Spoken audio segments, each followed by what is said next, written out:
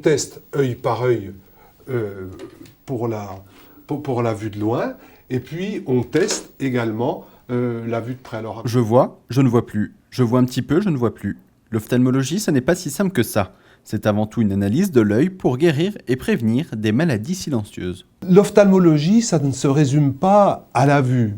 Parce qu'on pourrait très bien, par exemple, mettre des affiches dans la rue et dire aux personnes, vous voyez pas, c'est bien, c'est pas bien. Ça n'est pas si simple. Quand on va chez un ophtalmologiste, on fait analyser sa vue, donc on met des verres de loin, des verres de près, et puis on examine ce qui se passe, et à la suite, il y a plus ou moins prescription de lunettes. Mais l'intérêt d'aller chez un ophtalmologiste, c'est de dépister des maladies. Et beaucoup de maladies sont silencieuses, c'est-à-dire elles n'ont pas de symptômes, mais néanmoins elles abîment le corps et notamment la vision. Un parallèle, c'est le diabète, qui au départ n'a pas de symptômes, c'est une maladie sans symptômes, mais néanmoins l'organisme est déjà endommagé.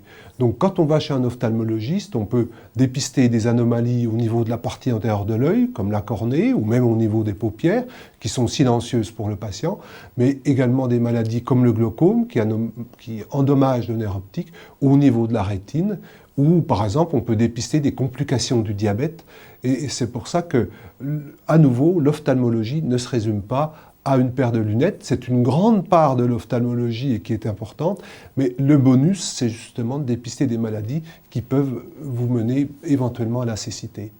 Vous me direz, c'est bien beau de dire qu'il faut aller chez l'ophtalmologiste si on ne peut pas prendre de rendez-vous avant 6 mois. C'est en effet l'un des problèmes actuels de l'ophtalmologie. Explication.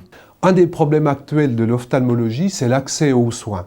En effet, la France comprend 67 millions d'habitants, 5000 ophtalmologistes, et on a un peu de mal à fournir à la demande, notamment par exemple dans le nord de la France, où la densité médicale est moindre que dans le sud, où il faut parfois attendre 1 an pour un rendez-vous, ce qui pour nous, ophtalmologistes, nous pose problème, parce que ça veut dire que quelque part, on prend mal en charge la situation. En fait, c'est un peu différent. Aujourd'hui, on essaie d'avoir ce qu'on appelle du travail aidé, c'est-à-dire des tâches que l'on peut déléguer à du personnel qualifié, comme des infirmières, des orthoptistes, des assistants qui ont été formés à l'ophtalmologie nous aident pour essayer de réduire ces délais. Mais c'est vrai que ça reste un problème aujourd'hui, et pour voir un ophtalmologiste, il vaut mieux s'y prendre plusieurs semaines ou plusieurs mois à l'avance, suivant l'endroit où on habite, pour ne pas être démunis. J'espère que dans l'avenir, puisqu'on forme aussi plus d'ophtalmologistes qu'il y a quelques années, cette situation pourra s'arranger. Mais il faut bien comprendre que dans la mesure où un certain nombre d'anomalies sont liées à l'âge, et dans la mesure où la population ne cesse d'accroître son espérance de vie, ce qui est une bonne chose, eh bien pour toutes les spécialités comme les nôtres, il y aura vraisemblablement un petit délai à respecter.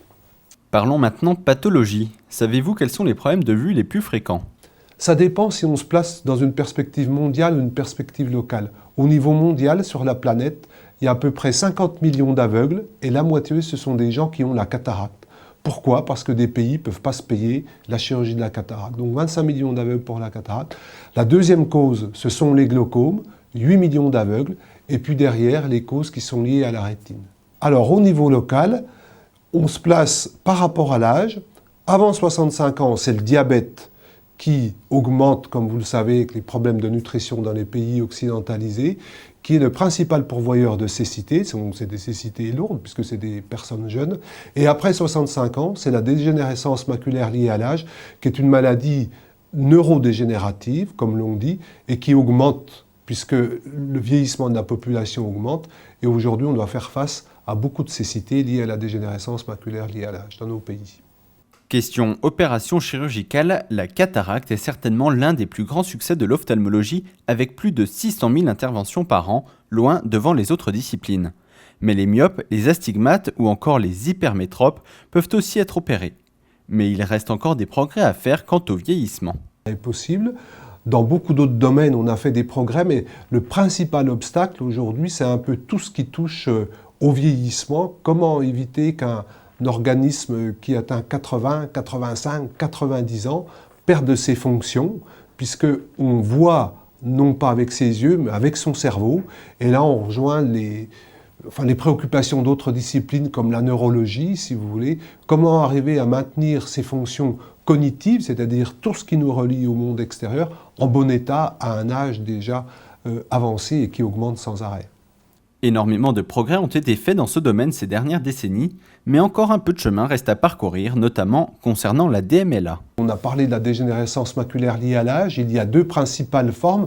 La forme exudative, ou qu'on dit forme humide, qui a bénéficié d'une révolution majeure par l'injection de produits qui permettent de lutter contre justement ces vaisseaux qui vont saigner dans l'œil. Mais il y a une autre forme qui est la plus fréquente, qu'on appelle la forme sèche, qui, elle, est justement, attend des traitements qui seront peut-être sur le marché dans 5 à 10 ans, mais pour l'instant, on est relativement démunis, oui. Une réaction ? Un témoignage ? Commentez ce reportage sur dijonsanté.fr.